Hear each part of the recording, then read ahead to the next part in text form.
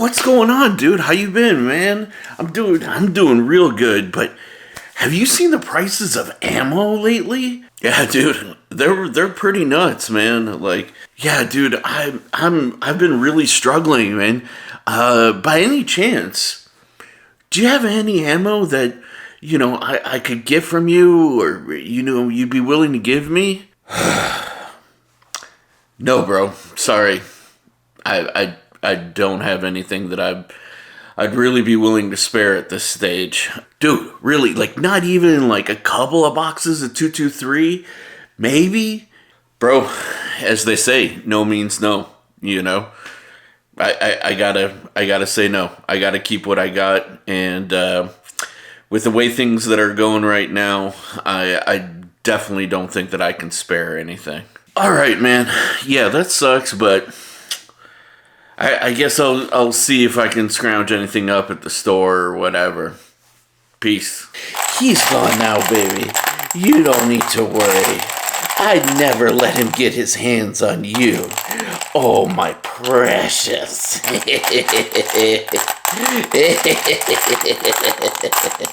My precious.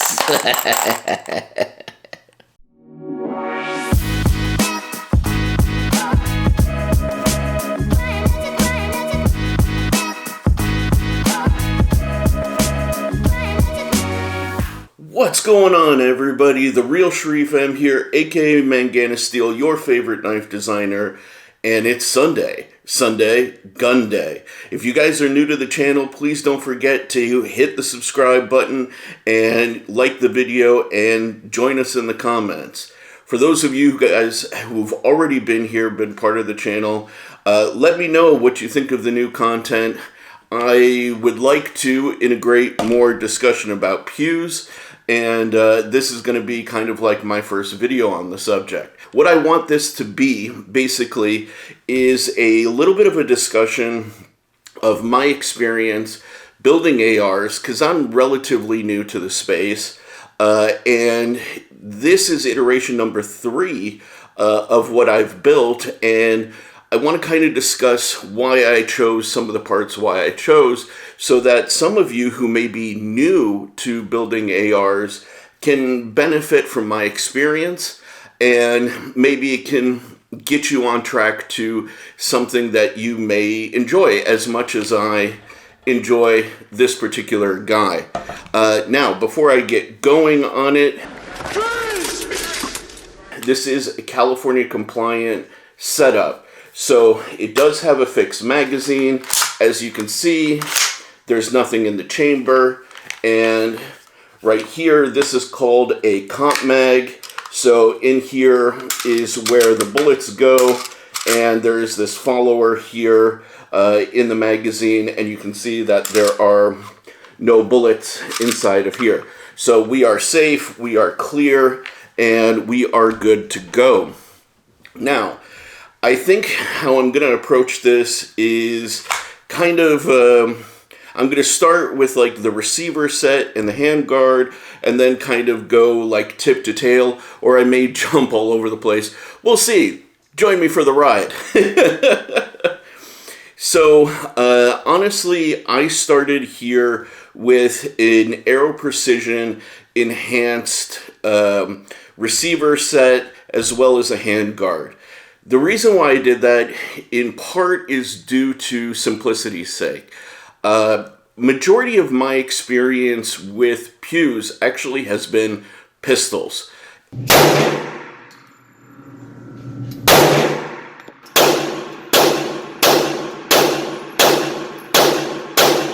I've been shooting for several years now, and I got to a point where I was like, oh, hey, I kind of would like to build a custom pistol, but in the state of California, that's not really feasible, We have some kind of draconian laws about how to approach gunsmithing and things like that.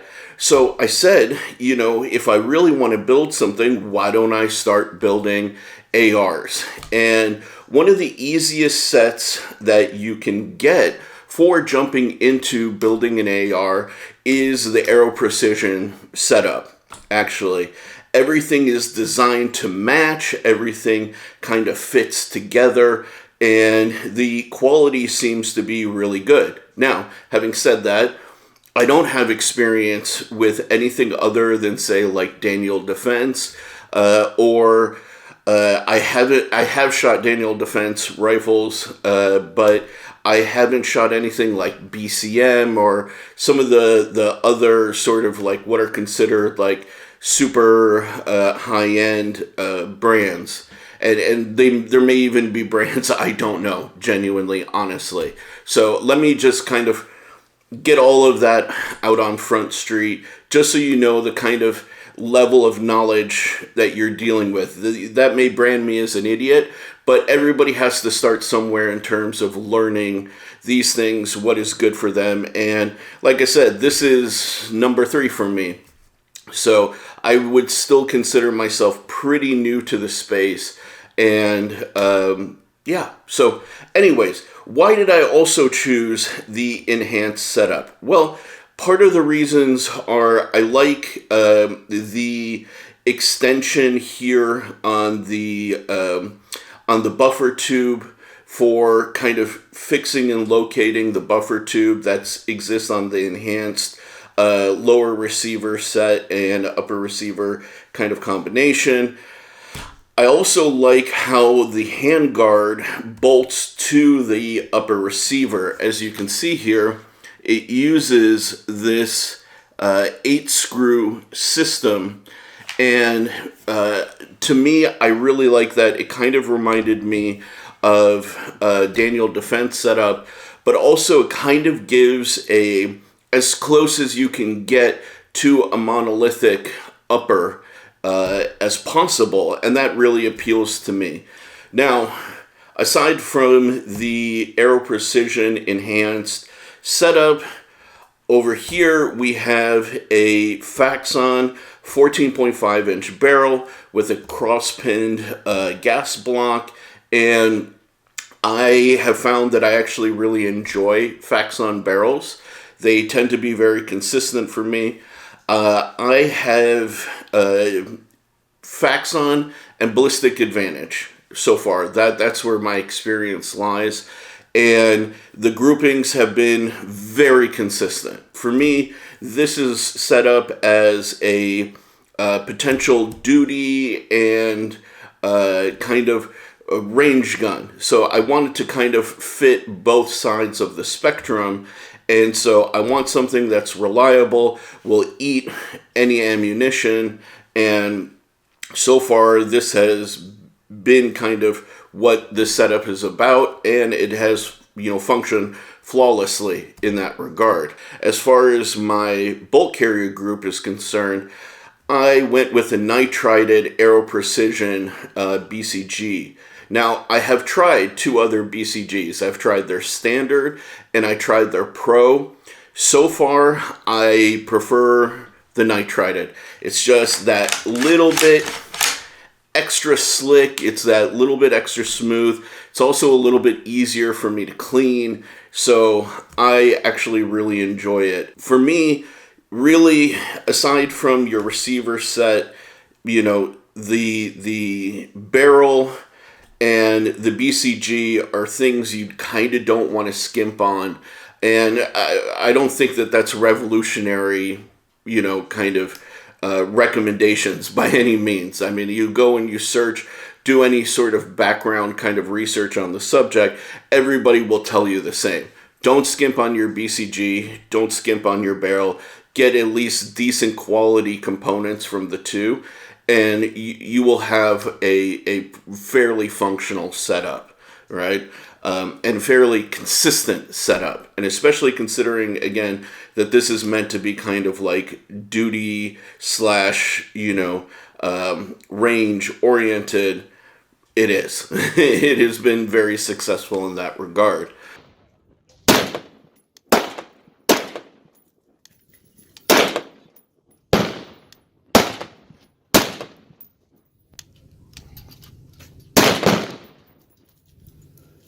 Comes in handy all.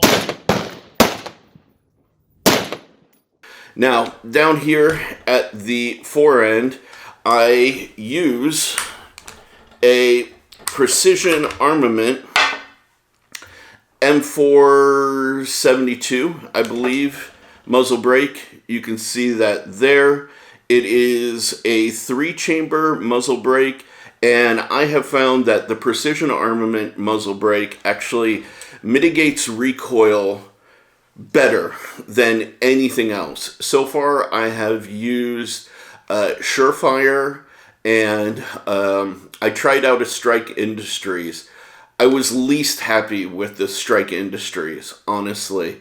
I know muzzle brakes aren't supposed to affect your shot grouping, but between the three, right, Precision Armament, Surefire, and Strike Industries, the Strike Industries groupings, like on the same rifle, the same barrel, the same everything, were much, much bigger, actually. Like, it's the difference between, like, 4-inch groupings and, like, 1.5-inch groupings at even 50 yards, which really surprised me, because it's not supposed to. Your muzzle brake is not supposed to affect your accuracy, but when I switched it out, same exact setup, it changed dramatically. And that was a big shocker to me, and I still don't fully understand why that's the case. I have heard some discussion that the tolerances of the muzzle brake do matter and affect, or can affect, accuracy to some degree, but that is way above my pay grade. All I can tell you is my anecdotal experience. The Precision Armament versus, like, the Surefire, exactly the same, right? So, like, that's why I understand, like, it shouldn't. The Surefire is a 2-chamber brake. The Precision Armament is a 3-chamber brake.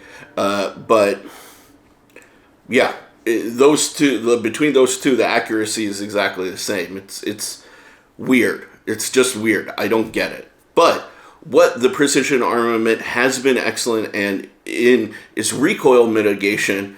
But, oh my god, and this is a huge but, the blowback from the gases, because of the angle of the chambers, or I think they're called tines. Please excuse my ignorance again. You are going to be eating gas, and anybody who's next to you is just going to be eating gas. Hence, why I intended to run it with this Strike Industries universal oppressor. With my Surefires, I tend to run, where is it? It's right over here. The Surefire Warden, for the same reasons. I like to be considerate at the range and not blast the people who are next to me. But with this guy, this is a permanent setup. So that guy just, goes on there, locks right in, and it creates, luckily, a very cool looking setup with some additional weight, which is fine. The weight, additional weight doesn't bother me. But I also, the additional benefit of having the universal oppressor is it does change the recoil profile a little bit. It tends to, because it's taking the gases that are coming out and rerouting them forward, it tends to make the recoil push a little bit more straight back, which I personally prefer. I don't see a lot of muzzle climb or, kind of horizontal shift to it or anything. It's just more just doof, doof, doof.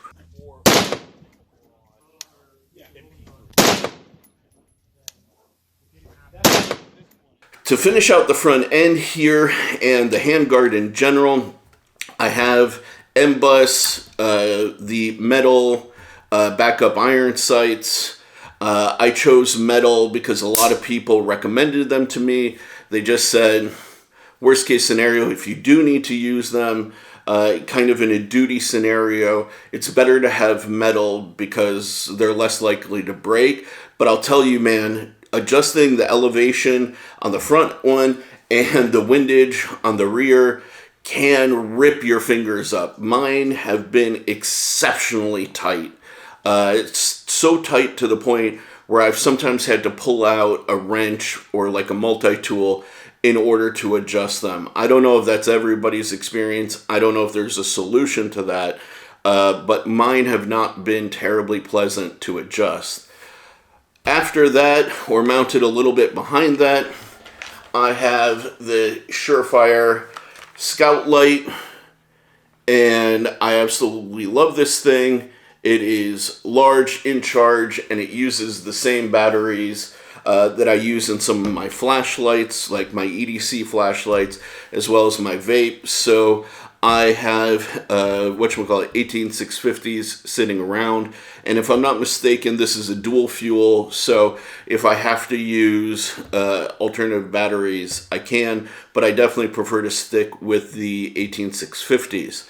Now, I'm not going to talk about the bipod because I don't keep this on the rifle at all.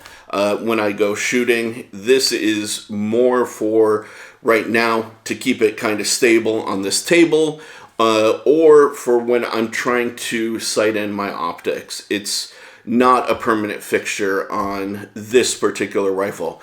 On my AR-10, yes, but this guy, no. Behind the light here, I have a BCM CAG, spelled KAG if I'm not mistaken, and I love it. It gives me a really nice hand stop, and I can adjust my grip accordingly. And on top here, I have a Magpul little pick rail kind of rubber cover so that when I'm C-clamping, you know, I'm not shredding my thumb if I'm not wearing gloves. Moving back towards the rear of the gun, as far as the optics go, right now I am running a SIG Romeo XDR green dot, along with a Mini Juliet 5X multiplier. I have used red dots, and I have realized I prefer green dots. They are much easier for me to pick up during daylight hours, and I don't know, I just prefer it. These guys are set up in a lower third co-witness, and part of the reason why I chose the SIG is because in testing between like the SIG, from budget to like super high-end optics, right? The SIG XDR was actually the only budget optic to survive like drop testing, being frozen, a lot of like hardware abuse at the same level as some of the very popular like high-end models like the aim points and things like that. So you get a green dot, you get a very, very tough optic for the price, which is amazing. And this guy runs on AAA batteries, which I absolutely love, because I hate those little disc batteries. I do. With this guy, I have my AAA. I can keep spare batteries in my Magpul SLS stock here, and I'm good to go, dude. Now, I have found that I do like the Micro Juliet 5X. I like a magnifier setup because I can have this for closer quarters and then flip this guy over, and it's fairly fast for me to actuate back and forth. Now, having said that, I have very limited experience with LVPOs. I have very little experience with a lot of optics, but I can find this combo for around $375, and I think that is a steal and gets me out to fairly long distances with the 5X. My only bitch about this entire setup as far as optics is concerned is the eye relief, but it is what it is. Now, as far as triggers are concerned, I'm using a Geissele, I believe it's the SSAX with the lightning bow. It's one of their most expensive triggers. Luckily, I've been able to get it on sale. I got it for around like $180 versus like the $325 that they normally charge. You can see it right there. There you go. You can see it has a slightly different profile. It's not a flat trigger and it's not a curved trigger, but I find that I can index it very consistently, very quickly, and it's a 2-stage, which I really like because it's like my pistols, I can kind of like preload it and then decide to pull the trigger whenever I'm good and ready, which I really like. I like single-stage triggers too. My AR-10 is currently a single-stage trigger, but we'll see. I may change that out. I haven't decided yet. Let's see, what else can I say? I have the usual Radian accessories. So I have the Radian safety. I have the Radian charging handle. Mine is NP3 coated just for that extra level of slickness. And as I mentioned, I'm rocking the SLS stock from Magpul. And I like this thing a lot, actually. I'm running the K2 Plus grip from Magpul. So this really works for kind of bringing it in tight and operating closely. Like the combination is very, very comfortable. The rest of the setup here is really just, I've got a billet extended magazine release, anti-walk pins, some titanium takedown pins, and a billet guy right here, and a nice little silver billet end plate. And that's it, man. You know, I know this has gone on for a pretty long video, but I got the anti-walk pins just as an insurance. I got the titanium, takedown pins, basically for bling, you know. The billet ejection is nice because it is extended, but also, admittedly, I didn't really have a problem with the mil-spec stuff. That's also just for a little bit of bling, but that's it. You know, everything else on here has been functional and chosen for functional purposes. These were just my little ways of kind of like personalizing this setup versus every other, you know, black, scary AR out there. But so far I have been exceedingly happy with this. Now, it's really funny because before this guy was finished, I really hadn't enjoyed shooting 223, 5.56 that much. And I really preferred shooting my AR-10, to be frank. It was just more fun.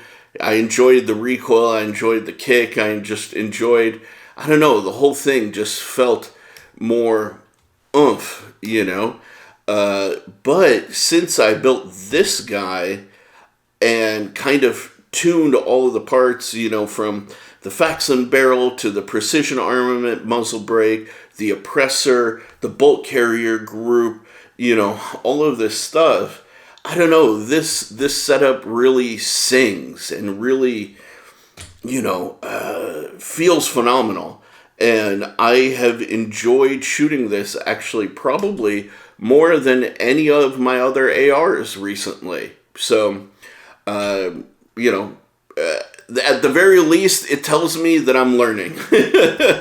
At the very least, it tells me I'm getting better about my part selection, and I'm getting better at putting together a package which makes me happy. Which, at the end of the day, that's kind of the point of building your own stuff, man. You want a setup that brings you joy and something that, you know, you can take pride in, and that's this guy for me. I'm super happy with it.